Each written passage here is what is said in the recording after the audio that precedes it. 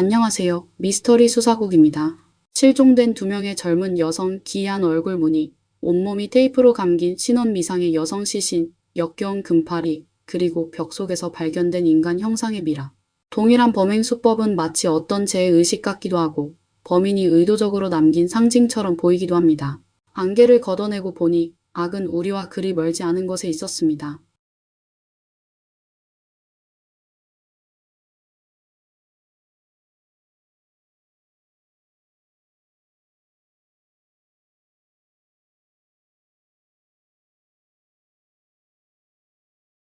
경찰이 도착했을 때는 이미 한밤중이었고 어두운 조명 탓에 현장 조사는 쉽지 않았습니다.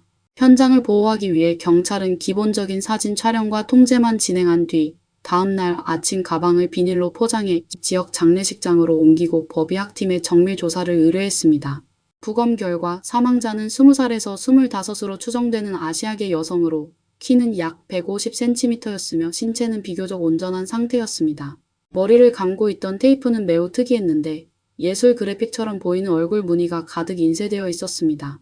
사인은 입과 코가 막혀 발생한 질식사였으며 머리에 둔기에 의한 타격도 있어 사망을 앞당긴 것으로 판단되었습니다. 이후 경찰은 3가지 방향에서 수사를 전개했습니다. 첫째, 여행 가방을 단서로 증거를 찾는 것. 둘째, 해당 예술 테이프의 유통 경로를 추적하는 것. 셋째, 가능한 한 빨리 피해자의 신원을 확인하는 것이었습니다. 겉보기에는 특별할 것 없어 보이던 이 여행 가방에서 수사관들은 이상한 파란색 페인트 자국 한 조각을 발견했고 이를 조심스럽게 채취해 보관했습니다. 한편 피해자의 머리를 감고 있던 테이프는 테이트 미술관 전용으로 제작된 한정판으로 예술가 길버트와 조지가 디자인한 것이었으며 영국 전역에서 850여 롤만 판매된 것으로 확인되었습니다. 나머지 재고는 모두 경찰에 의해 봉인되어 조사 대상이 되었습니다. 그러나 문제는 이 테이프가 의도적으로 세척되어 지문이 전혀 남아있지 않았다는 점이었습니다. 또한 신원 확인을 위해 법의학자들은 DNA를 채취하고 치아 엑스레이 검사를 진행했지만 데이터베이스에서는 일치하는 기록을 찾지 못했습니다. 이어 영국 전역의 실종자 보고서를 확인했지만 이 역시 아무런 성과가 없었습니다. 어쩔 수 없이 경찰은 수사 결과를 공개하고 언론과 인터넷을 통해 더 많은 정보를 얻고자 했습니다. 그러나 1달 반이 지나도록 이 젊은 여성이 누구인지, 범인이 왜 이렇게 기괴한 방식으로 살해에 유기했는지는 여전히 미궁에 빠져 있었습니다. 사건은 교착 상태에 놓였고 수사관들은 속수무책이었습니다. 바로 그때 갑작스럽게 걸려온 한 통의 전화가 마침내 진실의 빙산 일각을 드러냈습니다. 전화를 건 사람은 리즈 대학교에 공무 파견되어 형사사법학을 공부 중이던 임시성의 한국 경찰관이었습니다. 그는 TV에서 이 사건 보도를 본 뒤 이전에 한국의 한 웹사이트에서 봤던 실종자 찾기 글이 떠올랐다고 했습니다. 실종자의 이름은 진효정이었고 게시글은 그녀의 오빠가 올린 것으로 여동생이 2001년 10월 24일 런던으로 여행을 떠난 뒤 연락이 끊겼다는 내용이었습니다. 경찰이 공개한 피해자 특성과 비교해 본 임 경관은 2사람이 동일 인물일 가능성이 크다고 판단해 직접 제보 전화를 한 것이었습니다. 영국 경찰은 즉시 한국 측에 진효정의 지문 자료 제공을 요청했고 대조 결과 완전히 일치하면서 사망자의 신원이 공식적으로 확인되었습니다. 진효정은 21세로 프랑스 리옹 대학교에서 유학 중이었으며 10월 24일 런던으로 여행을 떠났습니다. 그곳에서 그녀는 몇몇 한국인 친구들을 알게 되었고 당시 홀본 지역 이글 스트리트에 위치한 레드밸리라는 이름의 아파트에 머물고 있었습니다. 10월 26일 저녁 19시 진효정은 부모에게 이메일을 보내 친절한 새 친구를 알게 되었고 그 사람이 가이드가 되어 파리 디즈니랜드에 데려가 줄 예정이라고 전했습니다. 이것이 그녀가 외부와 나눈 마지막 연락이었습니다. 그러나 법의학적 소견에 따르면 진효정의 사망 시점은 26일부터 28일 사이로 추정되었고 경찰은 이 이메일이 범인이 수사를 혼란스럽게 하기 위해 의도적으로 보낸 것일 가능성이 크다고 보았습니다. 노스요크셔 경찰은 곧바로 수사 중심을 런던으로 옮겼고 두 지역 경찰이 공조 수사를 진행하던 중 전담팀 수사관들은 충격적인 소식을 접하게 됩니다. 런던 동부 포플러 지역에서도 한 명의 여성이 1달 넘게 실종된 상태라는 것이었습니다. 그녀의 이름은 송인혜로 22세였으며 역시 한국 출신이었습니다. 그녀는 런던 시티 대학교에서 호텔 경영학을 전공하고 있었고 이전까지는 학교 기숙사에 거주해 왔습니다. 이후 생활비를 절약하기 위해 11월에 오거스타 스트리트에 있는 비교적 저렴한 복층 아파트로 이사했습니다. 12월 7일부터 그녀는 주변 사람들과 완전히 연락이 끊겼습니다. 두 여성은 나이가 비슷하고 모두 한국인 유학생이었으며 실종 이후 각각의 은행 계좌가 모두 인출되어 총 약 2,000파운드가 사라졌습니다. 이러한 정황들은 전담 수사팀으로 하여금 이것이 단순한 우연이 아닐 가능성을 인식하게 만들었습니다. 조사 결과 효정과 이내는 서로 알지 못하는 사이였지만 경찰은 곧 두 사람 사이의 연결고리를 찾아냈습니다. 두 사람이 각각 잠시 거주했던 아파트는 서로 5km도 채 떨어져 있지 않았습니다. 더욱 중요한 점은 이 두 아파트의 집주인이 동일 인물이라는 사실이었습니다. 그는 31세의 한국 남성 김 교수였습니다. 그러나 경찰이 김 교수를 상대로 조사를 시도했을 때 그는 이미 행방이 묘연한 상태였고 영국을 떠났을 가능성이 매우 높았습니다. 김 교수의 지인에 따르면 그는 독일로 여행을 갈 계획이라고 말한 적이 있었다고 합니다. 김 교수는 한국에서 태어나 2살 때 어머니를 여의고 아버지 밑에서 자랐습니다. 2000년 9월 결혼 생활의 파탄을 계기로 홀로 영국 런던으로 건너가 유학을 시작했지만 불과 한 달 만에 학업을 포기하고 런던 동부 포플러 지역과 도심 홀본 일대에서 아파트 임대 사업을 시작했습니다. 다만 이 아파트들 모두가 그의 소유는 아니었고 일부는 임차한 뒤 다시 재임대하는 방식으로 운영되고 있었습니다. 세입자들의 눈에 그는 친절하고 밝으며 도움을 아끼지 않는 인물이었고 특히 여성 세입자들에게 인기가 많아 한국인 유학생들 사이에서 평판이 좋은 집주인이었습니다. 효정과 이내 역시 저렴한 임대료와 좋은 평가 그리고 같은 한국인이라는 신뢰 때문에 그의 아파트를 선택했던 것이었습니다. 두 소녀가 실종된 뒤 가족들 역시 김 교수에게 전화를 걸어 상황을 문의한 적이 있었습니다. 그는 효정의 부모에게 당시 한 남성이 효정을 데리고 나갔으며 이후의 일은 자신도 잘 알지 못한다고 말했습니다. 인해서에 대해서는 베이킹과 관련된 어떤 과정을 신청해 외부 연수를 나간 것 같다고 했고 구체적인 사정은 자신도 잘 모른다고 가족들에게 전했습니다. 겉으로 보기에 김 교수의 설명에는 특별한 허점이 없어 보였지만 이렇게 민감한 시기에 그가 갑자기 연락이 끊겼다는 점은 경찰의 의심을 사기에 충분했고 결국 두 아파트에 대한 수색이 결정되었습니다. 처음에 수사관들이 인해서가 거주하던 복층 아파트를 조사했을 때는 별다른 이상 징후를 발견하지 못했습니다. 효정이 살던 이글 스트리트 아파트 역시 깔끔하고 정돈되어 있었으며 악취나 혈흔도 보이지 않았습니다. 그러나 한 경찰관이 침대에 앉아 전화를 하던 중 발밑 카펫에서 갈색의 표백제 얼룩 한 덩이를 우연히 발견했습니다. 그는 뭔가 이상하다고 느껴 얼룩에 묻은 것을 조금 찍어 냄새를 맡았고 그 순간 희미한 혈액 냄새가 풍겨 나왔습니다. 경찰관은 즉시 감식반에 연락해 정밀 감식을 요청했습니다. 예상대로 해당 카펫은 의도적으로 세척된 상태였고 겉면은 매우 깨끗해 거의 이상을 알아보기 어려웠습니다. 하지만 카펫을 걷어내자 세척 과정에서 혈액이 물을 따라 바닥으로 스며든 흔적이 드러났고 특히 방 한쪽 모서리에 놓인 더블 침대 근처에서 뚜렷하게 확인되었습니다. 경찰은 곧바로 침대를 뒤집었고 침대 측면에서 넓은 면적의 혈흔을 발견했습니다. 또한 방 안 책상 뒤쪽 벽면에서도 분사 형태의 혈흔이 확인되었습니다. DNA 분석 결과 이 혈흔들은 모두 효정의 것으로 밝혀졌습니다. 더 결정적인 단서는 방 안 옷장이었습니다. 옷장 내부 벽면은 파란색 페인트로 칠해져 있었는데 서로 멀지 않은 두 지점에서 긁혀나간 흔적이 뚜렷하게 남아 있었습니다. 성분 분석 결과 이는 유기된 시신이 담긴 여행 가방에서 발견된 페인트 샘플과 완전히 일치했습니다. 효정의 부검 결과를 종합한 법의학자들은 이곳이 첫 번째 범행 현장이라고 결론지었습니다. 피해자는 먼저 둔기에 맞아 부상을 입은 뒤 입과 코가 테이프로 봉인된 상태에서 카펫 위에 누워 필사적으로 몸부림치다 질식해 사망한 것으로 추정되었습니다. 이후 시신은 여행 가방에 담겨 옷장 안에 보관되었습니다. 범인은 범행을 은폐하기 위해 침실 구조까지 의도적으로 바꾼 것으로 보였습니다. 파란색 페인트 외에도 경찰은 옷장 안에서 유기 현장에서 발견된 것과 동일한 얼굴 무늬 테이프를 찾아냈습니다. 감식 결과 이 테이프 안쪽에서는 김 교수의 혈흔뿐 아니라 또 다른 여성의 지문이 검출되었는데 이는 김 교수의 여자친구인 이시무라 씨의 것으로 확인되었습니다. 이 정황을 바탕으로 수사관들은 즉시 이시무라를 소환해 조사를 진행했습니다. 이시무라의 진술에 따르면 그녀는 가끔 이 아파트에 들러 남자친구 김 교수를 만났을 뿐이라고 했습니다. 이전에 테이트 미술관에서 얼굴 무늬 테이프 한 롤을 구매했는데 단순히 신기해서 소장하려던 것이었지만 남자친구가 그것을 보고 마음에 들어 하여 아파트로 가져갔다고 말했습니다. 이시무라는 경찰의 남자친구가 10월 무렵 한동안 행동이 다소 이상했다고도 전했습니다.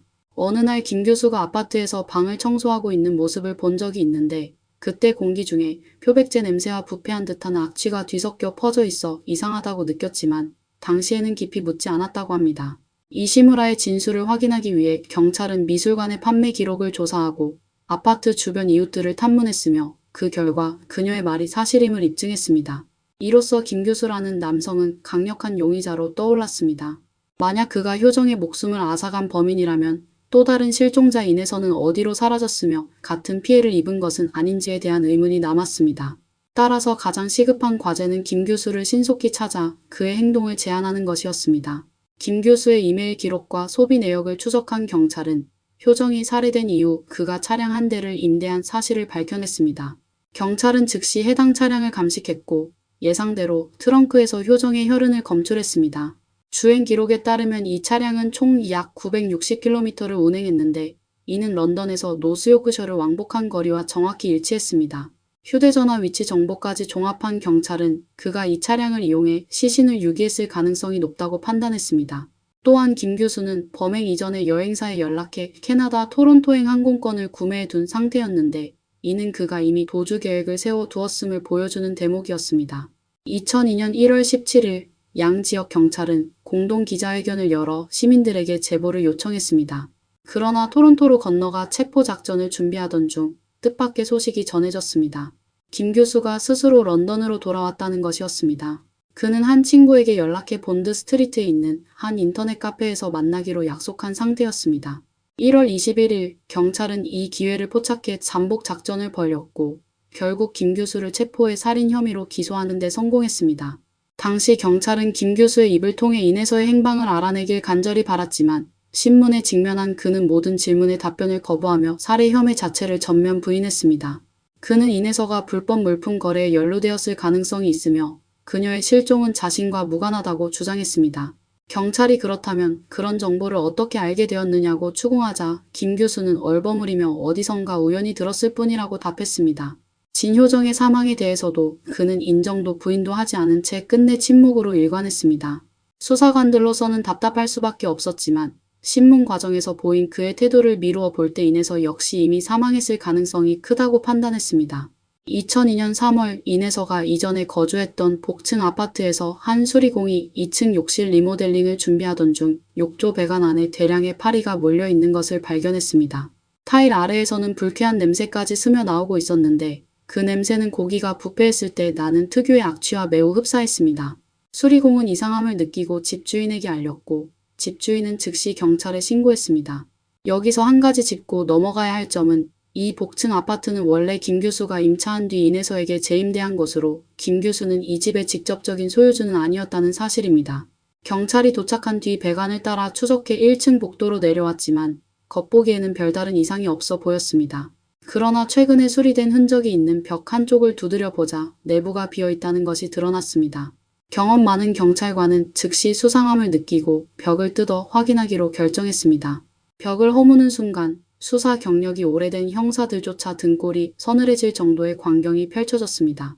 벽 뒤에는 옷가지로 가득 찬 수납 공간이 있었고 파리들이 사방으로 날아다니는 가운데 그 아래에는 이불에 꽁꽁 쌓여 머리가 테이프로 감긴 채 미라처럼 변한 시신이 놓여 있었습니다. 시신은 이미 심하게 부패해 육안으로는 신원 확인이 불가능했으며 DNA 감정을 통해서야 사망자가 인해서 이미 최종 확인되었습니다. 사망 시점은 최소 석 달 이상 지난 것으로 추정되었습니다. 시신을 감싼 방식이 진효정 사건과 매우 유사했기 때문에 경찰은 김 교수가 인해서를 살해한 범인일 가능성이 높다고 보았습니다. 그러나 동시에 중요한 문제가 제기되었습니다. 김 교수는 이미 12월 하순에 런던을 떠난 상태였기 때문에 만약 인해서가 그 이후에 살해된 것이라면 그는 명확한 알리바이를 갖게 된다는 점이었습니다. 사건을 조속히 해결하기 위해 경찰은 현장에서 발견된 파리들에 주목했습니다. 전담 수사팀은 곤충학자를 초빙해 벽 속 밀실에서 발견된 수백 마리의 서로 다른 종류의 파리를 분석하도록 했고 그 결과 중대한 단서를 찾아냈습니다. 그중 하나는 금파리로 불리는 종이었는데 이 파리는 저온에 밀폐된 환경에서는 성장 속도가 크게 늦어지며 기온이 10 이하로 내려가면 산란 자체를 멈추는 특징이 있습니다. 곤충학자가 당시의 기상 기록을 확인한 결과 해당 지역에는 12월 하순에 비교적 장기간의 한파가 있었던 것으로 나타났습니다. 이는 시신이 그 시기에 밀실 안에 안치되었다면 이렇게 많은 금파리가 발생할 수 없다는 뜻이었습니다. 따라서 시신은 기온이 급격히 떨어지기 전인 12월 초 이전에 이미 밀실에 숨겨졌어야 했고 그 시점에 김 교수는 아직 런던을 떠나지 않은 상태로 범행을 저지를 충분한 시간이 있었습니다. 그렇다면 범인이 정말 그라면 그는 대체 어떤 동기로 이런 치밀한 범행을 저지른 것일까요? 이토록 복잡한 계획을 세우면서까지 그가 노린 것은 무엇이었을까요? 2002년 5월 7일 런던 중앙형사법원에서 이 사건의 재판이 시작되었습니다. 김 교수는 두 건의 살인 혐의로 기소되었는데 2001년 10월 25일 진효정을 살해한 혐의와 같은 해 12월 3일 인혜서를 살해한 혐의였습니다. 그는 처음에는 유죄를 인정했다가 이후 인혜서의 죽음은 놀이 도중 발생한 과실치사였다고 진술을 번복했지만 검찰은 이를 받아들이지 않았습니다. 결국 2003년 3월 25일 김 교수는 종신형을 선고받았으며 최소 23년 10개월 동안 가석방이 허용되지 않았습니다. 로버츠 판사는 그를 극도로 사악한 범죄자라고 강하게 질책하며 법정에서 이렇게 말했습니다. 당신은 두 명의 무고한 젊은 여성의 생명을 앗아갔습니다. 그들은 당신을 친구로 믿었지만 당신은 잔혹한 방식으로 그들이 생의 마지막 순간에 극심한 고통을 겪게 했고 그 가족들에게는 평생 지울 수 없는 슬픔과 고통을 안겼습니다. 김 교수의 범행 동기에 대해서는 경찰이 범행 수법과 그의 진술을 종합한 결과 두 가지 핵심으로 귀결되었습니다. 첫째는 금전적 목적이었습니다. 그는 겉으로는 아파트 임대업을 하며 여유 있어 보였지만 실제로는 심각한 채무에 시달리고 있었고 신용카드는 이미 한도 초과 상태였습니다. 또한 아파트를 재임대하는 구조상 공실 기간에는 본인이 직접 임대료를 부담해야 했기 때문에 경제적 압박은 갈수록 커지고 있었습니다. 두 피해자가 사망한 뒤 은행 계좌의 잔액이 모두 인출된 사실 역시 이러한 추정을 뒷받침했습니다. 그러나 경찰은 그의 가장 주된 범행 동기가 비정상적인 성적 욕망에 있다고 판단했습니다. 법의학 심리학자 폴 브리트는 범인의 내면 세계를 심층 분석한 결과 이 사건의 핵심은 특수한 형태의 성심리 장애에 있다고 보았습니다. 두 피해자 모두 성적 침해의 흔적은 없었지만 사망 방식은 놀라울 정도로 유사했으며 모두 테이프로 몸을 감아 질식에 이르게 한 것이었습니다. 또한 김 교수는 토론토로 도주한 뒤 현지의 한 영어 교육기관에 취업했고 그곳에서도 아파트 한 채를 구입해 학생들에게 다시 임대했습니다. 경찰이 이 아파트를 수색하던 중 그의 노트북을 발견했는데 그 안에는 관련된 불법 및 유해 사이트 접속 기록이 대량으로 남아 있었고 유사한 이미지와 영상 자료도 다수 저장되어 있었습니다. 따라서 김 교수의 범행 목적은 이러한 느리고 계획적인 가학행위에서 특이한 쾌감을 얻기 위한 것이었을 가능성이 매우 크며 금전은 부차적인 요소에 불과했던 것으로 보입니다. 첫 범행 이후 그는 멈출 수 없었고 경찰에 체포되지 않았다면 계속해서 범죄를 저질렀을 가능성이 큽니다. 이는 그가 토론토에서도 아파트를 구입해 학생들에게 재임대하려 했던 행태에서도 확인할 수 있습니다. 경찰은 그가 이전에 다른 국가에서도 유사한 범죄를 저질렀을 가능성까지 의심하고 있습니다. 하늘의 그물은 성끄러 보여도 빠져나갈 수는 없습니다. 김 교수는 결국 자신의 오만함 때문에 몰락했고 위험을 무릅쓰고 런던으로 돌아와 스스로 덫에 걸렸습니다. 그는 끝까지 범행을 부인하려 했지만 테이프는 시신을 감쌀 수는 있어도 파리와 곤충의 증언까지 막을 수는 없었습니다. 부패한 육체 위에서 번식한 구더기들은 가장 침묵에 가까우면서도 가장 강력한 증인이 되어 그의 죄악을 세상에 드러냈습니다. 이 두 건의 잔혹한 살인사건은 피해자들의 행동과는 아무런 관련이 없었으며 오직 범인이 억누르지 못한 왜곡된 욕망에서 비롯된 비극이었습니다. 그녀들은 그저 타국에서 같은 국적의 사람을 믿었을 뿐이었고 그 대가로 생명을 잃었습니다. 다시 한번 강조하지만 타지에서는 결코 쉽게 타인을 믿어서는 안 됩니다. 친절해 보이는 미소 뒤에는 모든 것을 파괴할 수 있는 끔찍한 악의가 숨어 있을지도 모릅니다. 이상으로 이번 이야기를 마치겠습니다. 제 채널이 마음에 드셨다면 구독과 좋아요 부탁드립니다. 시청해주셔서 감사합니다. 다음 편에서 다시 뵙겠습니다. 2024년 2월 29일 무려 3년 동안 지속된 사건이 마침내 결말을 맞이했습니다. 코네티컷주 검찰관 존 도일 주니어의 공개 성명에 따르면 케빈의 목숨을 앗아간 혐의를 받고 있는 친 씨의 1급 계획적 상해 혐의에 대해 유죄를 인정했습니다. 양측 간의 합의에 따라 그는 최대 35년의 징역형에 처해질 예정입니다. 그러나 최종 선고는 4월 25일에 있을 공식 재판에서 확정될 것입니다. 춘쉔판과 케빈 장, 이 두 사람은 한때 중국인 커뮤니티에서 큰 화제를 불러일으켰습니다. 백인 여성을 차지하기 위해 MIT의 우수 학생이 다른 예일대의 우수 학생을 살해한 이 사건은 충격을 안겨주었습니다. 친 씨에는 체포된 후 기이한 미소를 지으며 주목을 받았습니다. 당시 친 씨에는 미국 동부의 한겨울 추운 날씨 속에서 무려 300km 이상을 운전해와 단지 자신이 좋아하는 여성을 사귀게 된 또 다른 우수한 청년을 제거하려 했습니다. 두 사람은 이전에 한 번도 만난 적이 없었으며 케빈을 죽이게 된 이유는 단지 그가 자신이 좋아하는 사람과 사귀고 있었기 때문이었습니다. 안녕하세요. 여기는 미스터리 수사국입니다. 이제 이야기를 함께 살펴보겠습니다. 2021년 2월 6일 오후 8시 30분 미국 코네티컷주 뉴헤이븐의 이스트록에서 사건이 발생했습니다. 이 지역은 예일대학교와 가까워 많은 학생과 교수들이 거주하는 조용하고 평화로운 커뮤니티로 알려져 있습니다. 그러나 그러한 장소에서 거대한 폭발음이 들려왔습니다. 호기심을 느낀 사람들이 창문으로 내다보니 한 SUV 차량이 경찰서에서 토요타 프리우스를 뒤에서 들이받아 8m나 날려버린 광경이 보였습니다. 충격의 강도는 토요타의 뒷 범퍼가 완전히 떨어질 정도였습니다. 갑작스러운 교통사고를 당한 토요타 운전자는 급히 차에서 내려 자동차의 피해 상황을 확인하려 했습니다. 하지만 SUV 운전자는 차 안에서 2번 연속으로 그의 얼굴을 향해 총을 발사했습니다. 그 후 운전자는 차에서 내려 땅에 쓰러져 경련을 일으키고 있는 남자를 확인한 후 몇 마디 말을 건넸습니다. 그리고 나서 그는 다시 일어서서 총을 다 쓸 때까지 5발을 연속으로 발사한 후 차에 돌아가 현장을 떠났습니다. 이 끔찍한 살인사건을 목격한 이웃들은 서둘러 경찰에 신고했습니다. 경찰과 구조대가 현장에 도착했을 때 총격을 당한 남자는 이미 심장박동과 호흡이 멈춘 상태였습니다. 피해자의 신분증에는 그가 케빈, 중국어 이름은 장카이원이며 예일대학교의 대학원생이었습니다. 사건이 발생했을 때 그의 25번째 생일까지는 채 10일도 남지 않은 상태였습니다. 이웃의 진술에 따르면 경찰은 처음에 이 사건을 교통사고로 인한 총격 사건으로 간주했습니다. 그러나 현장에 남겨진 타이어 자국을 조사한 결과 케빈의 차는 사건 발생 전까지는 안정된 저속주행 상태였고 가해자가 갑자기 뒤에서 가속하여 충돌한 것으로 드러났습니다. 게다가 충돌 전에 가해자는 이미 2블록이나 케빈을 뒤쫓고 있었으며 이는 명백히 계획된 범행이었음을 시사했습니다. 목격자는 또 다른 세부 사항을 제공했습니다. 범인이 빠르게 차를 몰고 도주할 때 번호판이 바람에 뒤집혀졌다고 했습니다. 그 과정에서 희미하게나마 아래에 또 다른 번호판이 있는 것을 목격했는데 이는 경찰의 추적을 피하기 위해 가짜 번호판을 사용했을 가능성이 있음을 시사합니다.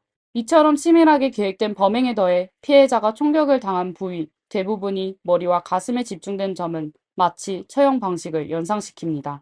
경찰은 이 사건이 갱단의 보복과 관련이 있을 수 있다고 의심했습니다. 하지만 피해자 케빈은 평소에 건강한 생활을 했으며 어떠한 나쁜 습관도 없었습니다. 또한 그의 가족과 약혼녀에 따르면 그는 밝고 온화한 성격으로 사람들과 갈등을 일으킨 적이 없다고 했습니다. 케빈은 심지어 동료나 친구와도 다툰 적이 없었기 때문에 그를 해칠 이유가 있는 사람이 있을 가능성은 거의 없어 보였습니다. 사건이 발생한 당일 케빈은 약혼녀와 함께 호수에서 낚시를 하고 이후 장을 본 후 함께 저녁을 준비했습니다.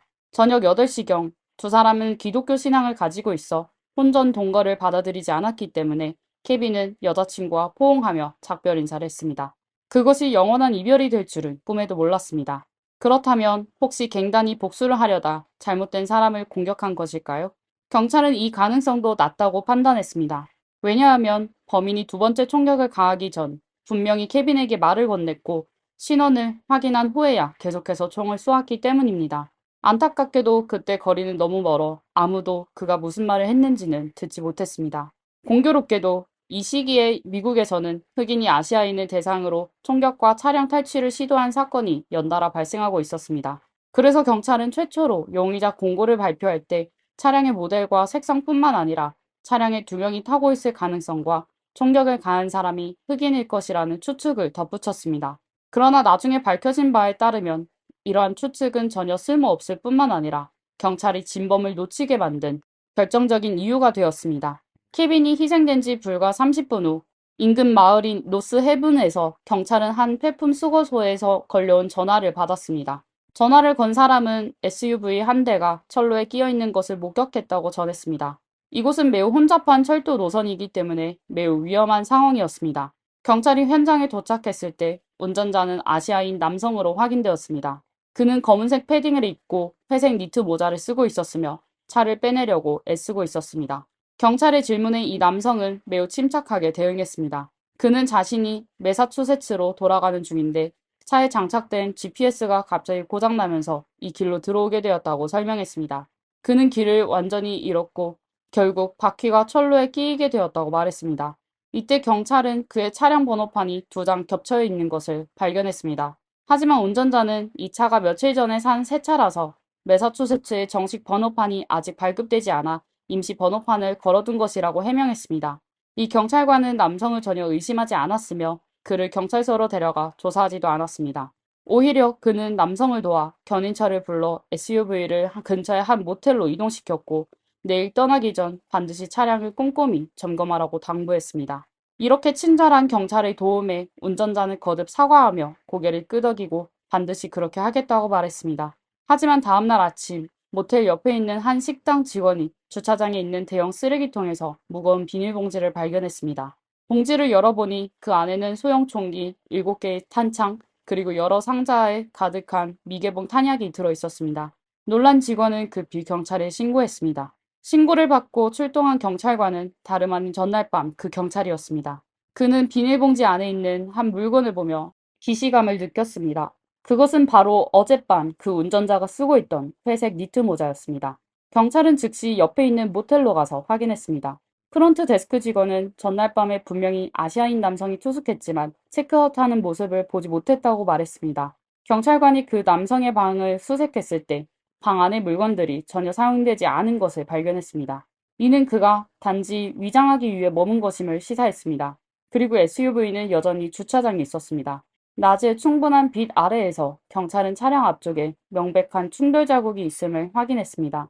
게다가 차량의 앞좌석에는 붉은 자국이 약간 묻어 있었습니다. 경찰은 자국을 조사한 결과 이 SUV의 앞부분 손상과 캐빈 차량의 후방이 움푹 들어간 부분이 완벽하게 일치한다는 것을 알아냈습니다. 차량 내부의 붉은 자국 또한 캐빈의 것으로 밝혀졌습니다. 범인이 가까운 거리에서 그를 총격한 후 옷에 묻은 피가 차 안에 묻은 것으로 추정되었습니다. 번호판이 가려진 차량 정보를 바탕으로 경찰은 사건 발생지에서 300km 이상 떨어진 한 자동차 대리점을 찾아냈습니다. 그 결과 이 대리점이 이틀 전에 이미 이 SUV가 도난당했다고 보고한 상태였습니다. 대리점의 한 판매원에 따르면 한 아시아인 남성이 차를 사러 와서 여러 대의 차량을 살펴본 뒤 앞좌석과 뒷좌석을 평평하게 눕힐 수 있는 SUV를 선택했다고 했습니다. 그는 차량의 좌석을 눕혀 직접 누워보며 매우 만족스러워 했다고 했습니다. 이 행동은 판매원에게 약간의 의아함을 주었습니다. 왜냐하면 좌석을 평평하게 눕힐 수 있더라도 그 안에서 잠을 자는 것은 여전히 불편하기 때문입니다. 그래서 판매원은 그 남성에게 장거리 여행에 더 적합한 캠핑카를 추천하려고 했습니다. 그러나 그 남성은 굳이 이 SUV를 원한다고 말했습니다.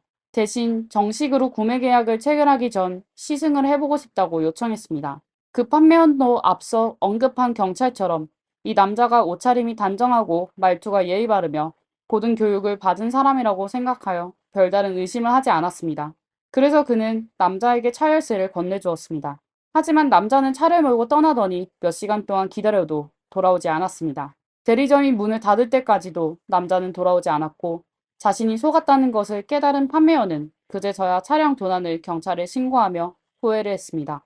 자동차 대리점과 모텔에서 제공한 등록 정보를 바탕으로 경찰은 범인이 MIT 박사과정에 재학 중인 29살 중국계 남성 친슈엔이라는 것을 최종적으로 확인했습니다. 경찰이 친슈엔의 사진을 들고 케빈의 가족과 친구들에게 신원 확인을 요청했을 때 케빈의 약혼 여인 지온 페리는 약간 불편한 표정을 지었습니다. 그녀는 예일대학교에서 생물물리학 박사과정을 시작하기 전 MIT에서 석사과정을 밟았다고 말했습니다. 페리는 학교에서 열린 행사에서 신시엔을 몇 번 본 적이 있으며 그의 강력한 요청에 따라 페이스북에서 친구를 맺었지만 소통을 한 적은 거의 없었습니다. 2020년 5월 31일 졸업식 당일 친슈엔은 페리에게 몇 번 메시지를 보내 그녀를 직접 만나 축하하고 싶다고 했지만 페리는 정중히 거절했습니다. 그 후 친슈엔은 직접 만나지 못하더라도 최소한 화상통화로 축하 인사를 나누자고 제안했지만 페리는 그가 시도한 몇 번의 줌 통화를 모두 거절했습니다. 그 이후로 두 사람은 더 이상 연락을 주고받지 않았습니다. 또한 페리에 따르면 친슈엔과 케빈은 서로 만난 적이 없었으며 친슈엔이 9개월 후 300km를 운전해와 케빈을 해칠 것이라고는 상상도 못했다고 했습니다. 친슈엔의 범행 동기를 설명할 수 있는 유일한 이유는 사건 발생 일주일 전 케빈이 여자친구에게 성공적으로 청혼을 했고 이것이 친슈엔에게 큰 자극이 되었을 가능성이 있습니다. 케빈이 올린 24초짜리 영상에 따르면 당시 그는 페리와 함께 공원에서 놀고 있었습니다.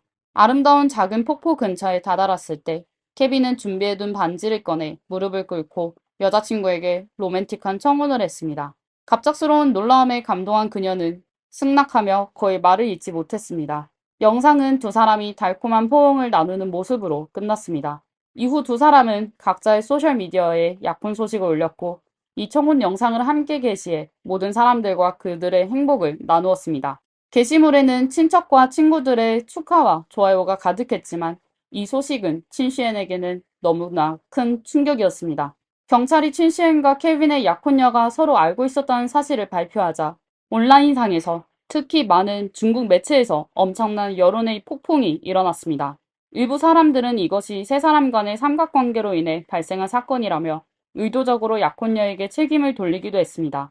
그녀가 고의로 두 남자를 동시에 유혹하여 두 명의 뛰어난 중국계 젊은이들 사이에 증오를 불러일으켰고 결국 살인사건으로 이어졌다고 주장하는 것입니다. 심지어 악의적인 사람들은 MIT 박사가 백인 여성을 위해 예일대학교 석사를 살해했다는 주제로 수천자에 달하는 이야기를 지어내어 많은 사람들의 관심을 끌기도 했습니다. 하지만 인터넷을 아무리 뒤져봐도 페리와 친슈엔이 함께 찍힌 유일한 사진은 2020년 3월에 학교에서 열린 모금 행사에서 촬영된 것입니다. 두 사람의 표정, 몸짓, 그리고 서로 간의 거리로 보아 그들은 단순한 동문 관계일 뿐 연인 관계로 보이지 않았습니다. 반면 케빈과 페리의 소셜미디어에는 그들의 다정한 커플 사진이 가득했습니다. 경찰 보고서에도 친슈엔과 페리 사이에는 연애 관계나 육체적 관계가 전혀 없었으며 그들은 단순 동문일 뿐이라고 분명히 명시되어 있습니다. 그러나 페리는 친슈엔이 자신에게 관심을 가지고 있다는 것을 느낄 수 있었다고 했습니다. 하지만 친슈엔의 눈에는 냉미녀 같은 그녀가 되려 케빈을 좋아하다니 그는 단지 예일대학의 가난한 학생인데 말이죠. 페리의 말에 따르면 두 사람은 2020년 초 한 교회의 행사에서 처음 만났습니다. 그 당시 페리는 케빈의 밝은 미소에 매료되었고 그에게 먼저 커피를 마시자고 제안했습니다. 그 결과 두 사람은 신앙이 일치하고 가치관이 같으며 외모도 잘 어울리고 음악을 사랑하는 공통점까지 있어 완벽한 연인이 될 수 있음을 알게 되었습니다. 그 이후로 두 사람의 감정은 안정적으로 발전해 나갔고 페리와 케빈의 가족들도 매우 화목하게 지냈습니다. 2020년 8월 케빈의 텍사스에서 2개월 동안 주방위군 훈련을 받으러 떠났습니다. 훈련을 마치고 코네티컷으로 돌아왔을 때 그는 환영 인파 속에서 한눈에 어머니와 여자친구를 알아보았습니다. 원래는 MIT에서 박사과정을 계속할 수 있었던 여자친구 페리는 케빈과 더 가까이 있기 위해 예일대학교로 진학하기로 결정했습니다. 이로 인해 케빈은 그녀와 평생을 함께하겠다는 생각을 더 확고히 하게 되었습니다. 하지만 이 완벽한 연애는 친슈엔의 7발의 총격으로 인해 비극적으로 끝나버렸습니다. 페리는 결혼식을 기다리기는커녕 약혼자의 장례식을 먼저 맞이하게 되었습니다.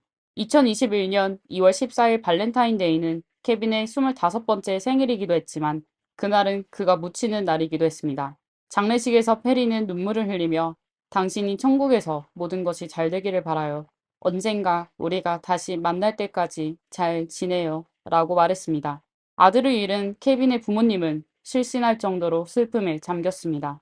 첫 세대 이민자인 그들은 미국에서 20년 넘게 힘겹게 살아오며 아들에게 더 나은 삶을 제공하려고 노력했습니다. 케빈은 집안의 유일한 자식으로 어릴 때부터 매우 착하고 똑똑했습니다. 그는 학업 성적이 항상 우수했을 뿐만 아니라 여가 시간에도 부모님이 운영하는 식당에서 도와주곤 했습니다. 많은 단골 손님들은 그가 자라는 모습을 지켜봐온 이들이었습니다. 케빈의 중학교 선생님도 장례식에서 케빈에 대한 추억을 떠올렸습니다. 케빈은 어렸을 때 학교가 끝나자마자 전화 판매 일을 하러 가곤 했으며 주말에는 낚시를 즐겨 했습니다. 잡은 물고기를 집으로 가져와 어머니께 저녁 식사를 준비해드리곤 했죠. 또한 가정에 부담을 덜기 위해 고등학교를 졸업한 후 곧바로 군에 입대했습니다. 제대 후 대학 학비를 마련하기 위해서였습니다. 3년 후 케빈은 우수한 성적으로 예일대학교에 입학했고 대학의 모든 학비와 생활비를 전액 충당했습니다. 이후 환경과학 대학원에 진학하여 석사학위를 추구했습니다. 그는 유튜브에서 자신의 채널을 운영하며 주로 피트니스 팁, 건강한 식단, 그리고 일상생활을 공유했습니다. 카메라 앞에서 그는 특유의 밝은 미소와 건강한 몸매를 자랑하는 것을 즐겼습니다. 반면 친슈에는 케빈보다 4살밖에 많지 않았지만 훨씬 더 나이가 들어 보였습니다. 그의 눈빛은 우울했고 말수도 적었으며 학교에서도 친구가 많지 않았습니다. 두 사람을 비교하면 대부분의 사람들이 케빈과 친구가 되고 싶어 할 것입니다. 하지만 모두가 케빈이 친슈엔보다 낫다고 생각하는 것은 아닙니다. 오히려 친슈엔이 이 세상에서 가장 훌륭한 남자라고 생각하며 그를 무시하는 여자는 잘못된 선택을 하는 것이라고 여기는 사람들이 있었습니다. 그들은 바로 친슈엔 판의 부모였습니다. 사실 경찰이 도난당한 SUV 정보를 추적한 후 매사추세츠에 사는 판 가족에게 바로 연락을 취했습니다. 하지만 판의 어머니는 전화에서 매우 냉담하게 자신도 친슈엔과 연락이 닿지 않으며 그의 휴대전화가 꺼져 있다고 대답했습니다. 이후 그녀는 경찰의 모든 전화에 응답하지 않았고 집에는 아무도 없었습니다. 경찰은 친슈엔이 자수할 가능성이 없다고 판단하여 전국에 지명 수배령을 내렸습니다. 그의 얼굴은 인터넷과 TV 속에서 계속해서 방송되었고 고속도로변의 대형 광고판에도 그의 사진이 게재되었습니다. 그 결과 5일 후 멀리 떨어진 조지아주에서 친슈엔으로 보이는 사람이 목격되었습니다. 그는 검은색 배낭을 메고 있었고 계속해서 뒤를 돌아보며 매우 수상한 행동을 하고 있었습니다. 그는 주유소 편의점에서 몇 가지 물건을 산 후 도로에 세워진 차량에 탑승했습니다. 차량을 운전한 사람은 중년의 아시아인 부부였습니다. 목격자와 CCTV 영상을 통해 경찰은 이들이 친슈엔과 그의 부모임을 확인했습니다. 이 가족은 함께 도주 중이었던 것입니다. 이에 경찰은 수사 범위를 친슈엔의 부모까지로 확대하고 그들의 통신 기록, 차량 번호판 정보, 은행 거래 내역을 추적했습니다. 조사 결과 친슈엔이 범행을 저지른 다음 날 그의 부모는 그와 함께 남쪽으로 7개의 줄을 가로질러 자동차로 이동하며 여러 ATM에서 대량의 현금을 인출한 것으로 드러났습니다. 그러나 그들이 호텔에 머문 기록은 전혀 없었고 이는 아마도 그들이 발각되는 것을 두려워하여 일상생활을 모두 도로에서 해결했기 때문일 것입니다. 그렇게 판 가족은 3주 동안 도피 생활을 했고 결국 경찰은 여러 감시 수단을 통해 고속도로에서 판 가족의 차량을 멈춰 세웠습니다. 그러나 차 안에는 친슈엔의 부모만 있었고 친슈엔은 없었습니다. 판 아버지의 진술에 따르면 사건이 발생한 당일 밤 그는 아들 친슈엔에게서 전화를 받았고 큰 문제가 생겨 부모의 도움이 필요하다는 말을 들었습니다. 아들의 안전을 걱정한 판 부모는 그날 밤 뉴헤이븐으로 급히 가서 친슈엔과 만났습니다. 세 사람은 상의 끝에 도주하기로 결정했고 이후 경찰이 추적을 피하기 위해 힘든 생활을 이어갔습니다. 그러던 중 그들은 친슈엔의 행적이 목격되었다는 소식을 TV에서 접했습니다. 자신의 위치가 발각된 것을 알게 된 후에도 그들은 자수하지 않고 판 부모가 계속해서 남쪽으로 차를 몰고 가도록 했습니다.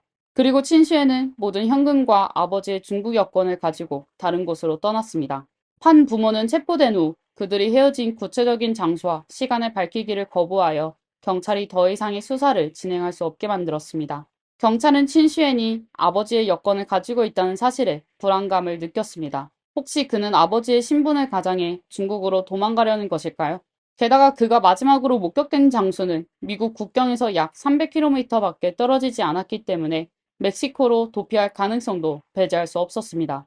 이에 2021년 4월 8일 사건 발생 약 2달 후 FBI는 친슈엔에 대해 국제적 수배령을 내렸습니다. 하지만 실제로 이때 친슈엔은 이미 차이 헨리라는 가명을 사용하여 엘라베마주에 숨어 있었습니다.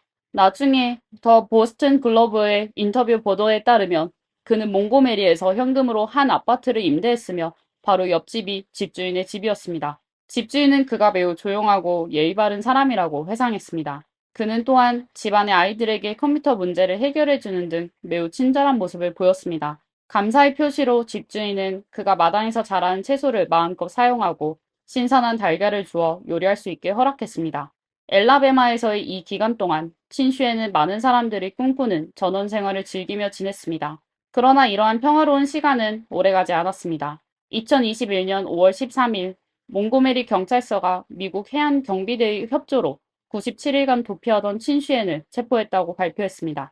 경찰은 친슈엔의 위치를 어떻게 파악했는지는 밝히지 않았으며 체포 과정이 매우 순조롭게 진행되었고 양측 간의 물리적 충돌은 없었다고 강조했습니다. 친슈엔은 수갑이 채워진 후 놀란 집주인에게 미소를 지으며 폐를 끼쳐 죄송합니다 라고 말했습니다. 그의 기이한 미소는 그가 수감복을 입고 경찰이 사진을 찍을 때도 나타났습니다.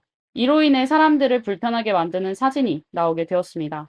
그러나 친슈엔의 기이한 미소만큼이나 그의 범행 동기도 사람들에게 이해하기 힘든 부분이었습니다. 단지 자신이 좋아하는 여자가 다른 남자와 약혼했다는 이유로 라이벌을 살해하러 간다는 행동은 정말로 이해하기 어려운 일이었습니다. 아마도 친슈에는 자신이 이렇게 뛰어난데 왜 페리가 자신을 선택하지 않았는지에 대해 스스로도 혼란스러웠을 것입니다. 사실 학업 성취도만 놓고 보면 그는 매우 우수한 학생이었습니다. 친슈엔의 페이스북 정보에 따르면 그는 중국 상하이 출신으로 부모님은 어릴 때부터 그에게 엘리트 교육을 시켰습니다. 유치원 때부터 그는 이중 언어를 사용하는 사립학교에 다녔고 15살에 미국 메릴랜드주의 워튼 하이스쿨에 입학했습니다. 이 학교는 현지에서 4위에 위치하며 부유한 중산층 지역에 위치한 명문 학교로 알려져 있습니다. 신슈엔의 고등학교 성적은 매우 우수했고 특히 이과 과목에서 동급생들을 앞서 나갔습니다. 모든 과목에서 A를 받았으며 학교 웹사이트에 따르면 그는 미국을 대표하여 국제수학 올림피아드에 참가해 은메달을 획득한 적도 있습니다. 이러한 영재는 학교 설립 40년 만에 처음 있는 일이었습니다. 이론적으로 미국을 대표해 이러한 국제대회에 참가하려면 미국 시민권을 소지하고 있어야 합니다.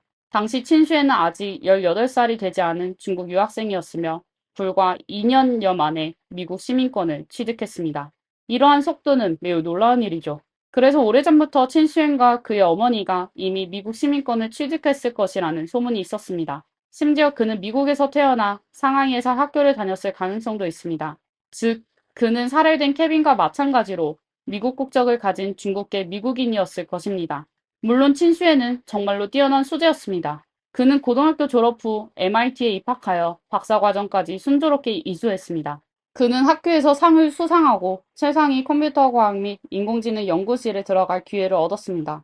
박사과정 중 그의 논문은 이미 80회 이상 인용되었으며 어릴 때부터 피아노를 연습해온 그는 MIT에 입학할 때 정규 행사에서 피아노 독주를 선보였고 학교 신문에서는 그를 뛰어난 피아니스트로 소개했습니다. 앞서 언급했듯이 피해자 케빈도 음악을 사랑했으며 종종 자신의 유튜브 채널에 피아노 연주 영상을 업로드했습니다. 그러나 그의 연주 실력은 친슈엔에 비해 훨씬 떨어졌고 주로 난이도가 낮은 대중음악을 연주했습니다.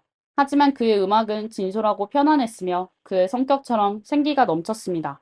그러나 케빈의 이러한 장점들은 친슈엔의 질투심 속에서 죄악으로 여겨졌습니다. 자신은 MIT 박사과정 학생이고 부유한 집안의 아들입니다.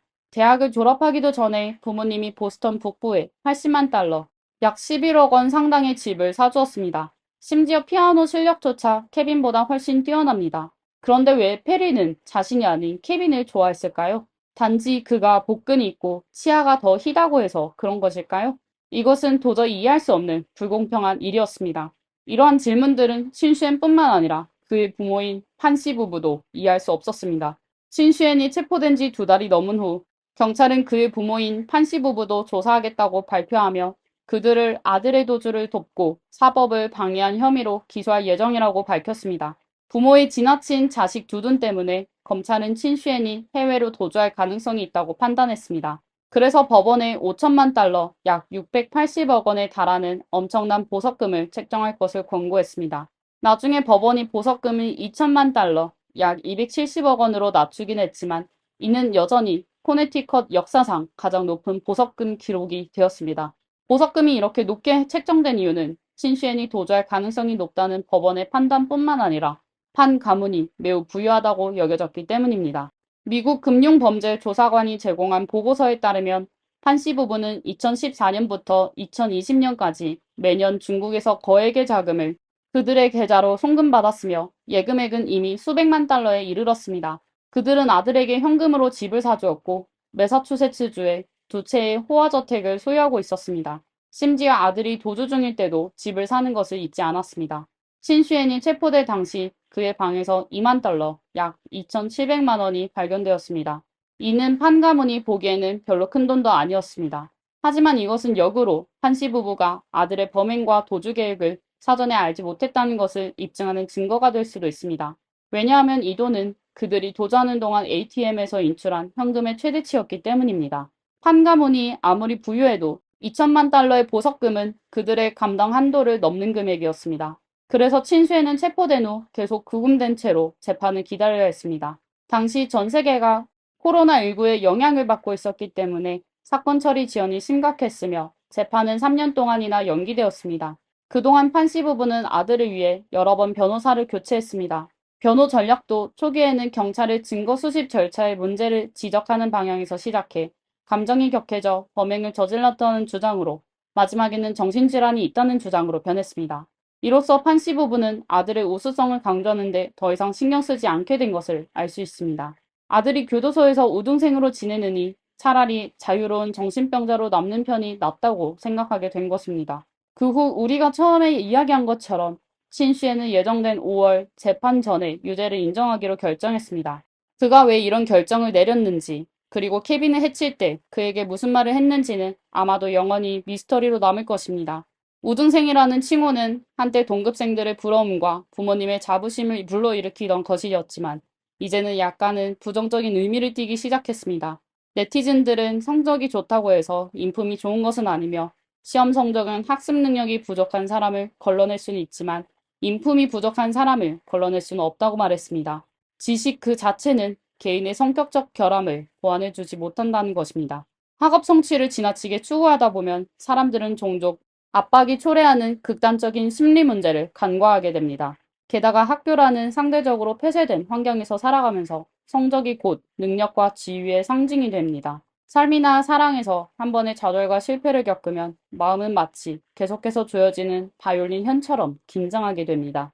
더 강해지지 않으면 결국 그 현은 끊어지게 될 것입니다. 그리고 우등생이 일으킨 비극은 종종 사람들에게 더 큰 안타까움을 불러일으킵니다. 결국 수년간의 노력 끝에 얻고자 했던 것은 살인자가 되는 것이 아니었기 때문입니다. 부모 역시 자식이 교도소에서 생을 마감하길 바라지 않을 것입니다. 마지막으로 피해자 케빈에 대해 알아가면서 친슈엔이 항상 궁금해했던 질문에 대해 우리도 답을 시도해 볼 수 있을지도 모릅니다. 왜 페리는 케빈을 선택했을까요? 그 답은 아마도 케빈의 페이스북 첫 페이지에 숨겨져 있을 것입니다. 그는 자신과 모든 사람에게 삶은 선물이며 나는 그것에 매우 감사한다고 썼습니다. 아마도 페리가 좋아한 것은 그의 외모나 재능, 그리고 가정 환경이 아닌 삶을 사랑하고 감사하며 선한 마음을 가진 그의 내면일 것입니다. 이상으로 이번 영상의 모든 내용을 마칩니다. 여러분은 친슈엔이 결국 어떤 판결을 받을 것이라고 생각하시나요? 그의 부모도 처벌을 받아야 한다고 생각하시나요? 댓글로 여러분의 의견을 남겨주세요. 영상을 좋아하신다면 좋아요와 구독을 잊지 마세요. 다음 영상에서 다시 뵙겠습니다. 안녕하세요. 미스터리 수사국입니다. 2012년 10월 6일 자정이 지난 후 필리핀 파사이시티의 마카파갈 대로를 따라 2명의 젊고 아름다운 모델이 산책을 하고 있었습니다. 그때 갑자기 검은색 자동차가 그들의 옆에 멈추더니 차량의 뒷좌석에서 한 남자가 재빨리 뛰어내려 두 모델이 반응도 하기 전에 길가에 가까이 있던 모델을 차 안으로 끌어당겨 문을 닫고 사라졌습니다. 현장에 남게 된 다른 모델은 충격에 멍하니 서 있을 수밖에 없었습니다. 10시간이 지난 후 캐손시티 도로 옆 배수로에서 한 젊은 여성이 숨진 채 발견되었습니다. 그녀는 민소매 셔츠와 스키니진을 입고 있었고 온몸에 사격된 곳이 많았습니다. 그녀의 손에는 비닐봉지를 들고 있었는데 안에는 햄버거와 2012년 10월 6일 새벽 2시 33분에 영수증이 들어있었습니다.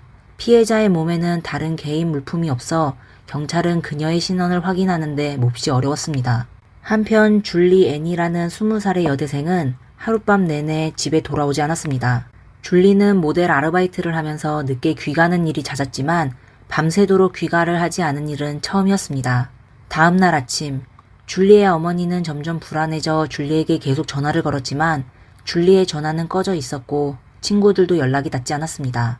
점심때쯤 줄리의 가족과 친구들은 모여서 거리로 나가 줄리를 찾기로 했고 가족들이 택시를 타고 돌아다니는 도중 택시기사는 우연히 가족들의 대화를 듣게 되었습니다. 그는 갑자기 어제 길가에서 발견된 숨진 젊은 여성이 떠올라 그들에게 그녀가 줄리인지 아닌지 알아보라고 했습니다.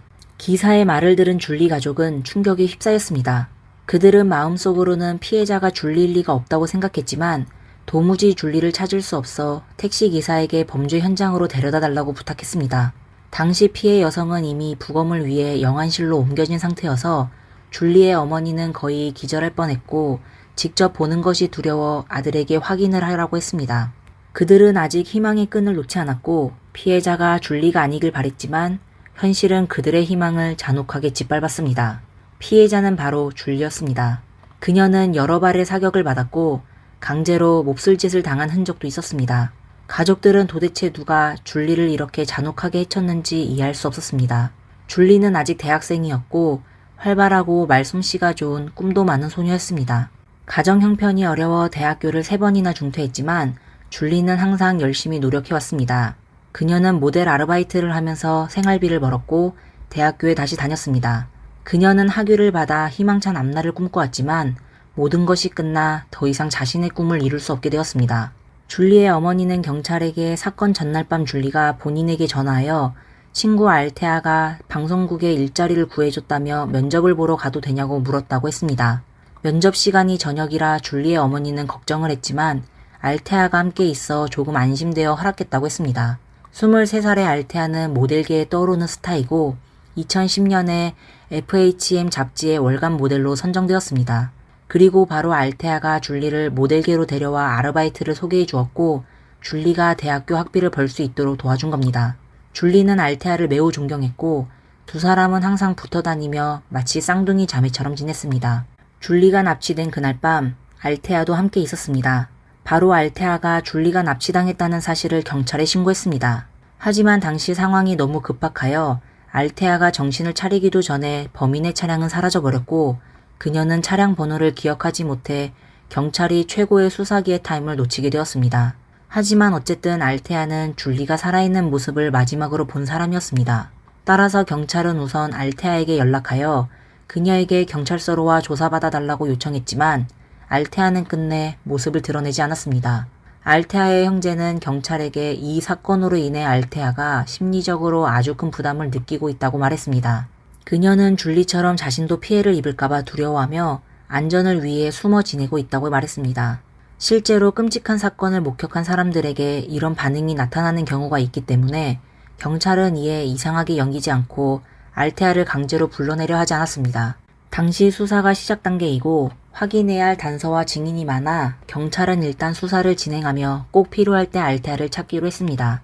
조사 결과에 따르면 줄리가 발견된 곳은 주택가였고 근처에 학교, 교회, 회사 등이 있었으며 사람들이 많이 살고 있는 지역이었습니다. 현장 근처의 주민 몇 명은 경찰에게 10월 6일 오전 5시경 사격 소리를 들었다고 진술했습니다. 그리고 그 소리에 잠에서 깬 주민들은 창문 밖을 내다봤는데 줄리가 버려진 곳에서 미쓰비시 몬테로 차량이 빠른 속도로 달아나는 것을 목격했다고 했습니다. 몇몇 주민들의 말에 따르면 차량 번호는 TW0505였지만 밤이 깊어 차량의 색상을 정확히 확인할 수 없었고 진한 색깔의 차량이라는 것만 알 수 있다고 했습니다. 한편 법의학팀은 경찰에게 줄리가 발견될 당시 손에 들고 있던 비닐봉지를 제출했습니다. 비닐봉지 안에는 시간이 기재된 영수증이 있었는데 이는 줄리가 피해를 당했을 때 시간을 확인하는 데 큰 도움을 주었습니다. 경찰은 2012년 10월 6일 새벽 2시 33분에 누군가가 패스트푸드점에서 2인분의 햄버거를 구매했다는 사실을 알아냈습니다. 경찰은 바로 해당 패스트푸드점에 연락하여 CCTV 영상을 확보했고 그 시간에 음식을 구매한 사람이 페르난도라는 것을 밝혀냈습니다. 그는 문신이 있는 키 큰 남자였고 놀랍게도 피해자 줄리의 절친 알테아의 남자친구였습니다. 페르난도는 검은색 미쓰비시 몬테로를 운전하며 종종 알테아를 집에 데려다 주어 많은 사람들이 그를 알고 있었습니다. 그럼 줄리를 납치하고 해친 범인이 알테아의 남자친구일까요?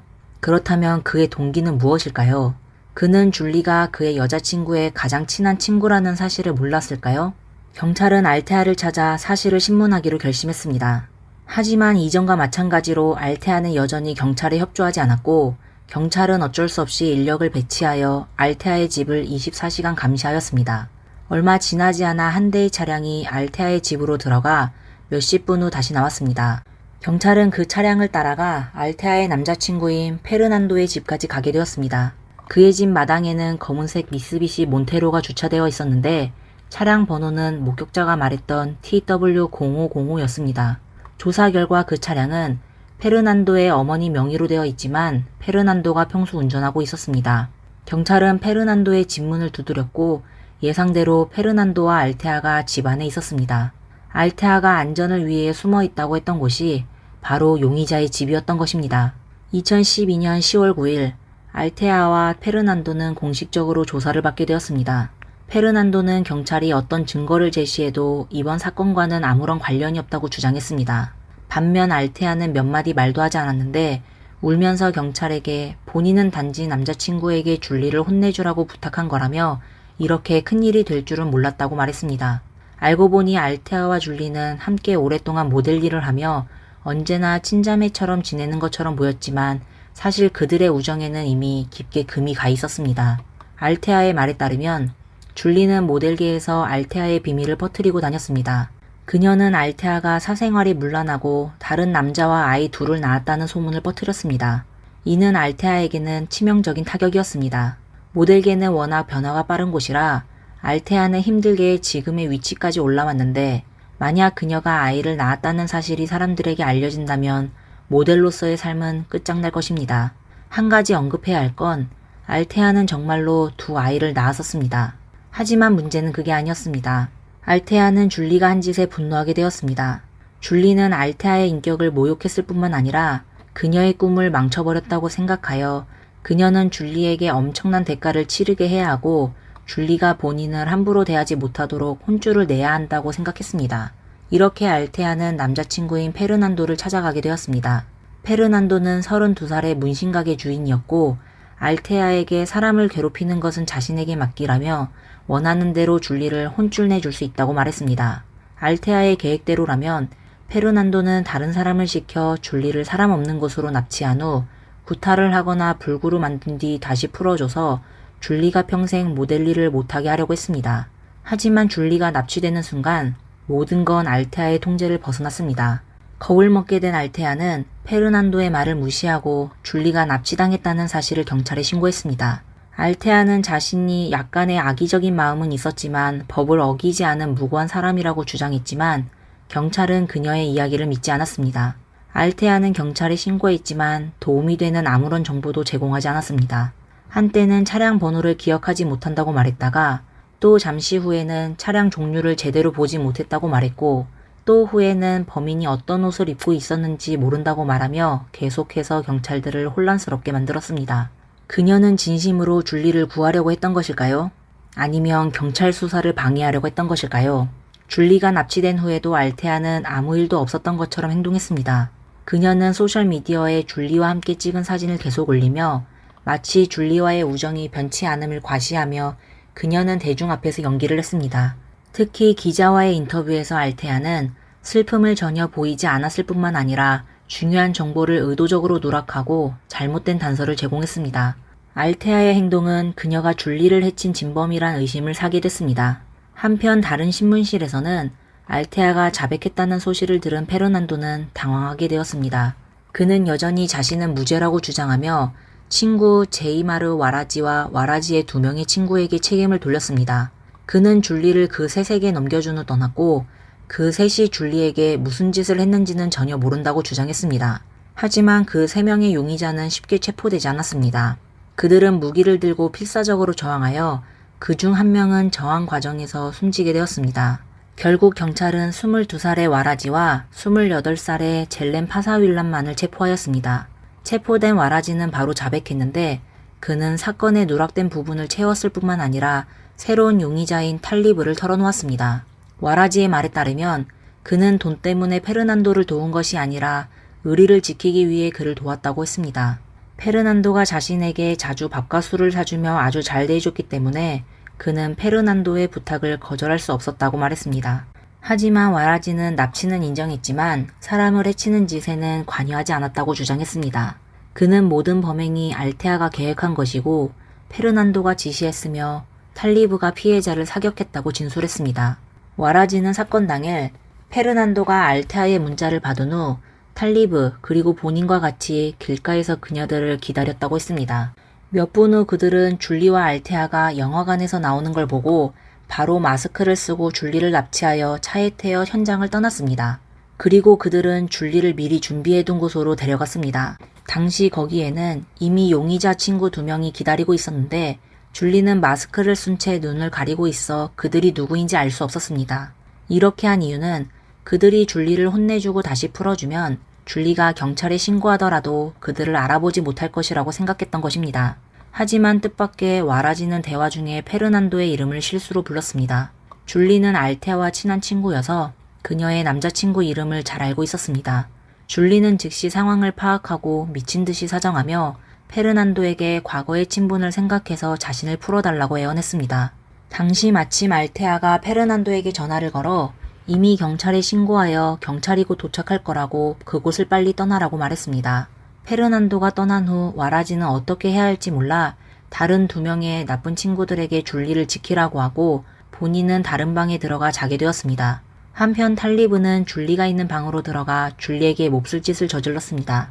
그래도 부족했는지 탈리브는 친구 알도스에게 전화하여 여기에 예쁜 여자가 있는데 돈 주고 한번 해볼래? 라고 물었습니다. 알도스는 대담하게 차를 몰고 바로 그곳에 도착했습니다. 그 후 탈리브는 마치 닭고기를 파는 것처럼 줄리를 알도스에게 팔아넘겼습니다.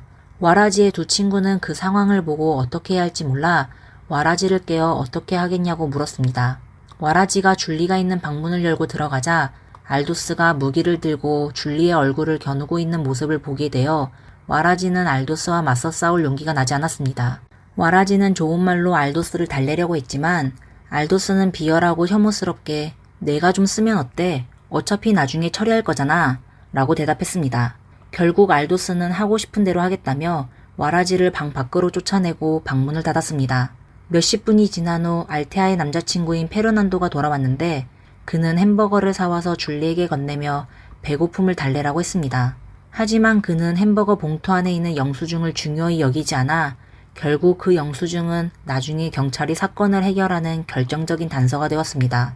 줄리는 도저히 아무것도 먹을 수 없었고 그냥 비참하게 그들에게 애원하며 자신을 풀어달라고 간청했습니다. 그녀는 아직도 그들이 자신을 살려줄 것이라는 희망을 버리지 못했습니다. 사실 페르난도는 이미 탈리브와 알도스에게 줄리를 해치라는 지시를 내렸습니다. 줄리는 다시 검은색 미쓰비시 몬테로 차 안으로 끌려갔습니다. 알도스가 먼저 줄리를 향해 사격했고 탈리브가 연이어 몇 번 더 쏘았습니다. 줄리가 숨을 거두는 것을 확인한 후 그들은 줄리를 길가에 버리고 바로 현장을 떠났습니다. 며칠 후 알테아와 그녀의 남자친구 페르난도, 와라지는 고의상해 혐의로 기소되었습니다. 탈리브와 알도스는 도피 중인데 만약 그들이 잡히면 역시 고의상해 혐의로 기소될 것입니다. 2013년 2월 12일에 재판이 시작됐지만 알테아와 페르난도는 2013년 3월까지 아무런 항변을 하지 않았습니다. 그들의 변호사는 계속해서 기각을 요청했습니다. 그들은 알테아와 페르난도가 불법적으로 체포되었다고 주장했지만 법원은 그들의 요청을 기각했습니다. 이후 변호사는 새로운 주장을 제기하며 원심 법원이 이 사건에 대한 관할권이 없다는 주장을 했지만 역시 기각되었습니다. 한편 이 사건은 필리핀에서 극형제도 부활 여부를 놓고 뜨거운 논쟁거리로 떠올랐지만 안타깝게도 이 논쟁은 오늘날까지 결론을 내리지 못했습니다. 안타깝게도 2013년 이후로 이 사건 재판의 진행 상황에 대한 소식은 더 이상 들리지 않았습니다. 지금까지 법원에서 판결이 내려졌는지조차 확인할 수 없었고 도망친 2명의 범인이 잡혔는지도 알 수 없습니다. 특히 와라지와 함께 체포되었던 젤레는 이번 사건에 중요한 역할을 하지 않아 경찰은 그를 불법 무기 소지 혐의로만 기소하고 구금했습니다. 젤레는 얼마 지나지 않아 보석으로 풀려났지만 반년도 채 지나지 않아 아침 식사를 하던 중 누군가의 공격을 받아 숨지게 되었습니다. 하지만 놀랍게도 그의 가족들은 경찰이 그들 집을 수사하는 것을 강력하게 거부했습니다. 젤렌의 아내는 심지어 가해자를 찾는 것을 포기한다고 말했습니다. 결국 경찰은 젤렌 가족의 비협조적인 태도 때문에 지금까지도 젤렌을 공격한 범인을 찾지 못했습니다. 현재 알테아와 페르난도는 여전히 감옥에 있습니다. 이 재판은 앞으로도 상당 기간 동안 지지부진하게 이어질 것으로 보입니다. 하지만 줄리의 가족과 법률팀은 진행 속도가 느리더라도 결국 정의가 실현될 것이라고 믿고 있습니다. 오늘의 사건은 여기까지입니다. 시청해주셔서 감사합니다. 좋아요와 구독 부탁드리고 다음 영상에서 뵙겠습니다. 감사합니다.